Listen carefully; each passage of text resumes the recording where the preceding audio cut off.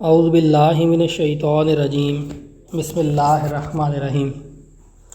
قرآنی صداقت کا عالمگیر نشان سوئز کینال، مرج البحرین یلتقیان۔ قرآن کریم کی بیان فرمودہ مستقبل کی عالمگیر علامتوں میں سے سمندروں کا آپس میں ملنا ایسی عظیم الشان پیشگوئی تھی جس کا 1400 سال قبل کسی عرب کے لیے تصور کرنا بھی ناممکن تھا۔ اللہ تعالیٰ فرماتا ہے، مرج البحرین یلتقیان بینہما برزخ لا یبغیان فبأی آلاء ربکما تکذبان یخرج منہما اللؤلؤ والمرجان۔ الرحمن 20-23۔ ترجمہ: وہ دو سمندروں کو ملا دے گا جو بڑھ بڑھ کر ایک دوسرے سے ملیں گے، سر دست ان کے درمیان ایک روک ہے جس سے وہ تجاوز نہیں کر سکتے۔ پس اے جن و انس، تم اپنے رب کی کس کس نعمت کا انکار کرو گے؟ دونوں میں سے موتی اور مرجان نکلتے ہیں۔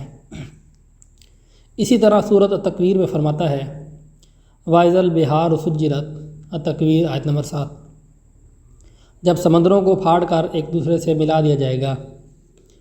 قرآن کریم کے ابتدائی مفسرین کشاف، ابن کثیر، در منصور وغیرہ کی توجہ بھی اس طرف نہیں جا سکی کہ سمندروں کو نہر کے ذریعہ ملایا جا سکتا ہے، بلکہ ان کی توجہ دیگر معنی کی طرف رہی۔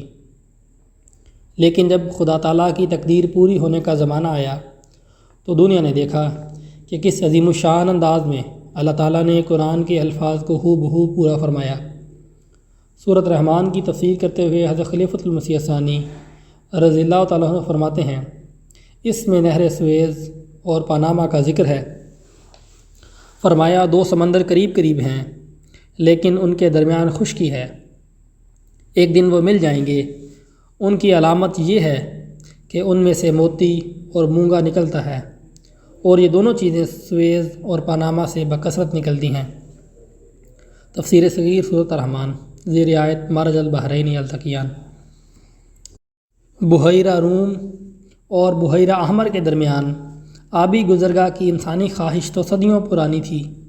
16ویں صدی میں عثمانی ترکوں نے بھی ایسا سوچا تھا۔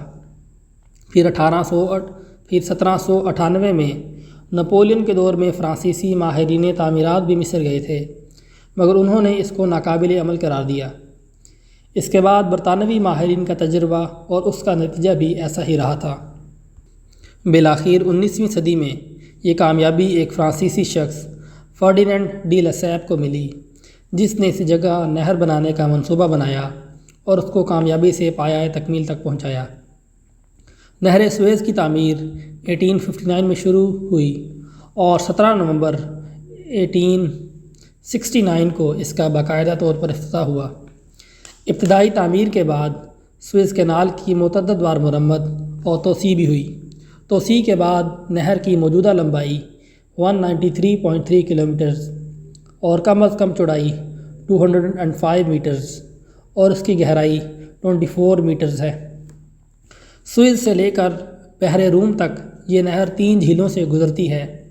اس نہر کی تعمیر سے مشرق و مغرب کے مابین بحری تجارتی سفر میں ایک انقلاب پیدا ہو گیا۔ اس سے قبل مشرق سے یورپ اور امریکہ کی طرف جانے والے جہاز براعظم افریقہ کے چکر لگا کر اپنی منزل مقصود تک پہنچتے تھے، مگر نہر کی تعمیر کے بعد یہ سمندری سفر تقریباً 8,900 کلومیٹرز کم ہو گیا۔ سوئز کینال میں پاناما کینال کے برعکس لاک سسٹم نہیں ہے۔ جہاز کو نہر سے گزرنے کے لیے 12 سے 16 گھنٹے درکار ہوتے ہیں۔ مصر میں سوئز کینال کے مقام پر دریائے نیل اور بحر احمر کو ملانے کے لیے نہر بنانے کی تاریخ بہت پرانی ہے۔ بعض روایات کے مطابق عیسوی سن سے قبل فرعون مصر کے زمانے میں بھی مصر میں دریائے نیل سے مشرق میں موجود گریٹ بٹر لیک تک نہر کی تعمیر کی گئی تھی، جس کا مقصد ارد گرد کے علاقے میں آبپاشی کرنا تھا۔ بعد میں آنے والے بادشاہوں کے زمانے میں اس نہر کو بحر احمر سے جوڑ دیا گیا تاکہ سیلاب کے دنوں میں کشتی کی مدد سے سمندر تک بھی رسائی ممکن ہو سکے۔ اس کو کینال آف فیروز کہا جاتا تھا۔ ایک روایت یہ بھی ہے کہ اسی نہر کو دارا اول کے زمانہ میں دوبارہ بھی تعمیر کیا گیا اور پہلے سے بہتر بنایا گیا تھا۔ بعد میں آنے والے زمانے میں یہ نہر معدوم ہو گئی۔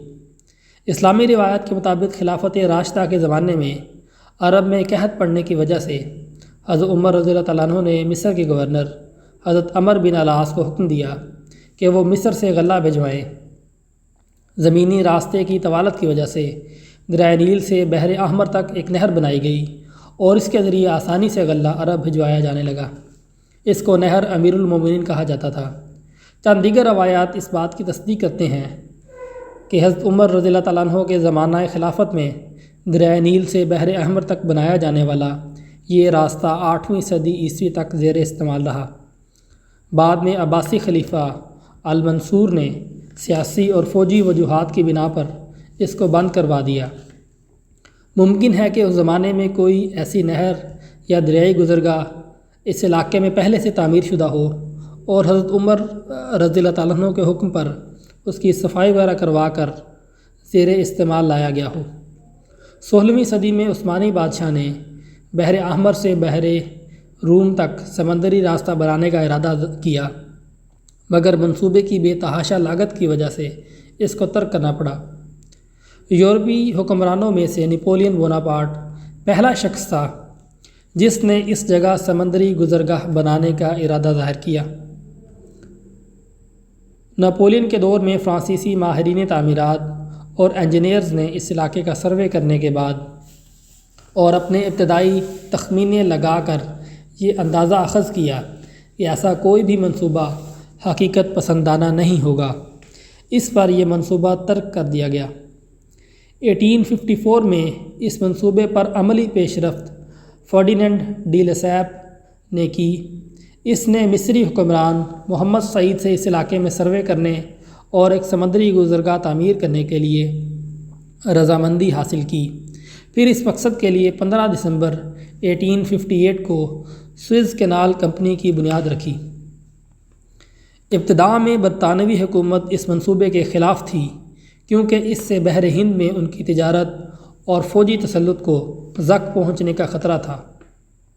بعد ازاں اس کمپنی میں فرانس اور برطانیہ سے تعلق رکھنے والے بہت سے افراد نے شیئرز خرید لیے۔ کئی مشکلات سے گزرنے کے بعد 25 اپریل 1859 کو اس منصوبے پر عملی کام شروع ہوا۔ اس نہر کی تعمیر کے لیے شروع میں ہزاروں یورپی کارکن لائے گئے تھے۔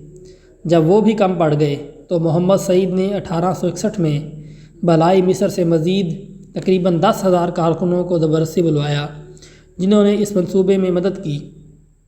ایک سال بعد اس منصوبے پر کام کرنے کے لیے مزید 18,000 کارکن بلانا پڑے تھے۔ نہر کی تعمیر کے دوران ہزاروں کی تعداد میں مزدور جاں بحق بھی ہوئے۔ 17 نومبر 1869 کو فرانسیسی حکومت کے تحت اس کا باقاعدہ افتتاح ہوا۔ 1870 میں اس آبی راستے سے 486 بحری جہاز گزرے تھے جن میں تقریباً 27,000 مسافر تھے۔ 1913 میں ان بحری جہازوں کی تعداد تقریباً 5,100 ہو گئی تھی، جس میں سفر کرنے والے مسافروں کی تعداد بھی تقریباً 2,35,000 بنتی تھی۔ 1966 میں یہاں سے گزرنے والے جہازوں کی تعداد 21,250 تھی۔ تعمیر کے بعد اس نہر کی ملکیت زیادہ تر برطانوی فرانسیسی کمپنی سوئس سوسائٹی کے پاس تھی۔ جولائی 1956 میں مصر کے صدر جمال عبد الناصر نے سوئس نہر کو سوئس کمپنی سے لے کر ریاستی ملکیت میں لے لیا۔ اس پر مصر میں بہت خوشیاں منائی گئی تھیں، لیکن یورپ میں اس اقدام پر ناامیدی کا اظہار کیا گیا تھا۔ مذاکرات کی ناکامی کے بعد فرانس برطانیہ نے اسرائیل کی مدد سے مصر پر حملہ کر دیا اور سوئس کینال والے علاقے پر قبضہ کر لیا، جس کے بعد معاملہ ایک تنازع کی صورت میں جب اقوام متحدہ میں پہنچ گیا تو امریکہ اور سابق سوویت یونین کے مشترکہ دباؤ کے باعث فرانسیسی، برطانوی اور اسرائیلی دستے اس مصری علاقے سے واپسی پر مجبور ہو گئے۔ 1967 کی عرب اسرائیل جنگ کے دوران ایک مرتبہ پھر یہ کینال بند کر دی گئی اور پھر 1975 میں دوبارہ یہ نہر آمد و رفت کے لیے کھول دی گئی۔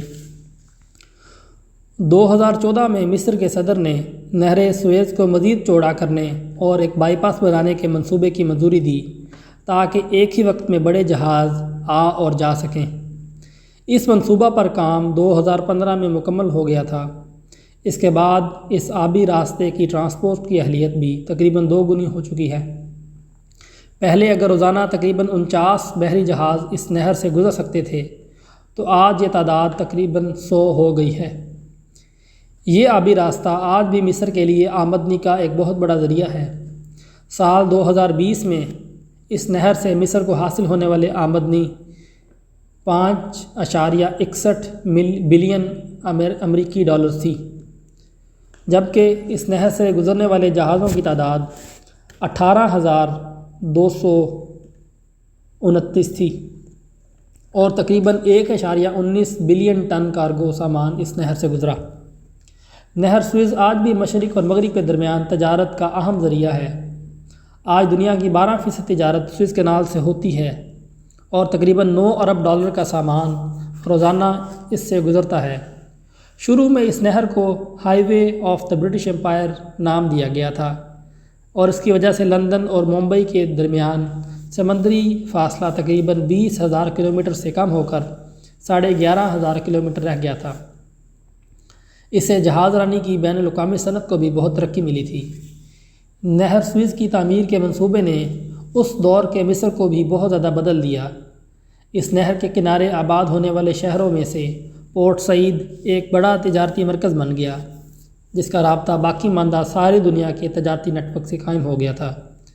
نہر سوئز مصر کے لیے شروع سے ہی قومی اہمیت کی ایک علامت ہے اور قاہرہ اسے اپنی ریاستی پیش رفت کا استعارہ بھی سمجھتا ہے۔ نہر سوئز کے افتتاح کے موقع پر مصری حکمران اسماعیل پاشا کی طرف سے 17 نومبر 1869 کے روز کہی جانے والی بات آج سچ ثابت ہو گئی کہ میرا ملک اب صرف افریقہ کا حصہ نہیں رہا بلکہ میں نے اسے یورپ کا حصہ بھی بنا دیا ہے۔ جزاک اللہ تعالیٰ خیرا۔